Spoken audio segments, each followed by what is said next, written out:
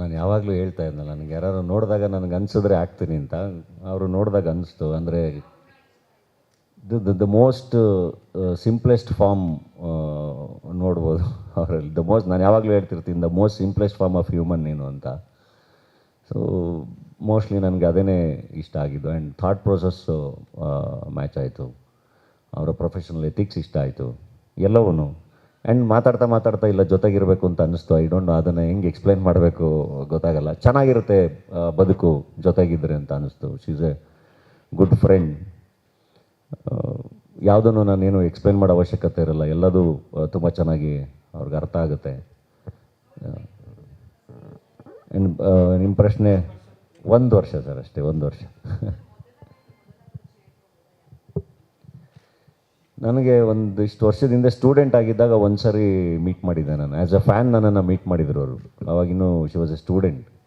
Jayanagar 4th ಬ್ಲಾಕಲ್ಲಿ ಒಂದು north Karnataka ಇದರಲ್ಲಿ ಊಟ ಮಾಡಿಸ್ಬಿಟ್ಟು ಮಾತಾಡಿಸಿ ಕಳಿಸಿದ್ದೆ ನಾನು. ಅದಾದಮೇಲೆ ಯಾವಾಗಲಾದರೂ ಇನ್ಸ್ಟಾಗ್ರಾಮಲ್ಲಿ ಇದರಲ್ಲಿ ಎಲ್ಲ ನಂದು ಯಾವ್ದಾದ್ರು ಸಿನಿಮಾ ಹಿಟ್ ಆದಾಗ, ಅಥವಾ ನನಗೆ ಯಾವ್ದಾದ್ರು ಅವಾರ್ಡ್ ಬಂದಾಗ, ಅಥವಾ ಪೇಪರಲ್ಲಿ ಏನೋ ನೋಡಿದಾಗ, ಕಂಗ್ರ್ಯಾಚುಲೇಷನ್ಸ್ ಹೇಗಿದ್ದೀರಾ ಅಂತ ಏನೋ ಒಂದು ಮೆಸೇಜ್ ಬಂದು, ನಾನು ಅದಕ್ಕೆ ಚೆನ್ನಾಗಿದ್ದೀನಿ ಡಾಕ್ಟ್ರೆ ಅಂತ ಹೇಳಿ ಹಂಗೆ ರಿಪ್ಲೈ ಮಾಡಿ ಸುಮ್ಮನಾಗಿರ್ತಾ ಇದ್ದೆ. ಸೊ ಈ 1 ವರ್ಷದ ಹಿಂದೆ ಭೇಟಿ ಮಾಡಿದ್ಮೇಲೆ, ಅಂದರೆ ಒಂದು ಸರಿ ಮೀಟ್ ಮಾಡೋಣ ಮತ್ತೆ ಅಂತ ಅನಿಸ್ತು, ಮೀಟ್ ಮಾಡಿದೆ. ಹಂಗೆ ಅದಾದಮೇಲೆ ಜರ್ನಿ ಕಂಟಿನ್ಯೂ ಆಯಿತು. ಆ ಥರ ಎಲ್ಲ ಏನಿಲ್ಲ.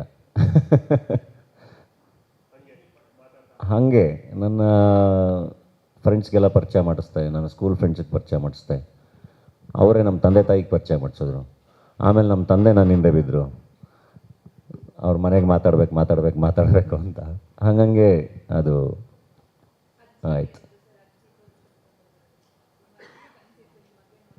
ಖುಷಿಯಾಗಿದ್ದರು. ಅವ್ರನ್ನ ನಾನು ಭೇಟಿ ಮಾಡಿಸಿದೆ, ಅದೊಂದು ಸಮಾಧಾನ ನನಗೆ. ಇವಾಗ ಅವರಿಲ್ಲ, ಅವರನ್ನು ಭೇಟಿ ಮಾಡಿಸಿದ್ದೊಂದು ಭಾಳ ಸಮಾಧಾನ. She was very happy. ಹಾಂ,